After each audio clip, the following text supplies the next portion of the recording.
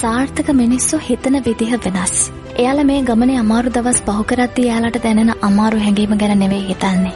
මේ ක්‍රියාවලිය අවසානයේ දවසක Tamanට කොහොම හැඟීමක් දැනෙයිද කියලායි එයාලා හිතන්නේ.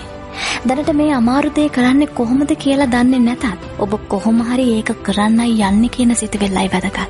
ඉතින් අද ඇක්ෂන් එක ගන්න. ඊතුරු හරිය මේ සාර්ථකත්වයේ ක්‍රියාවලිය හරි ලස්සනට ඔබට ගන්නයි. ඔබේ සිහින ගැන ඇහුවම hina යනවා කියලා මිනිස්සු කියයි. ඇයි ඒ? ඒගොල්ලන්ගේ හීන අතහැරපු නිසා. මතක තියාගන්න. ලොකු හීන යථාර්ථවාදී නෑ කියලා හිතන්නේ අරමුණක් නැති මිනිස්සු විතරයි. ඔබට බෑ කියලා දෙයක් නෑ. දන්නවද? ලෝකේ ලොකුම සතුට තියෙන්නේ මිනිස්සු බෑ කියපු දේවල් ලස්සනට කරලා පෙන්නන්ති.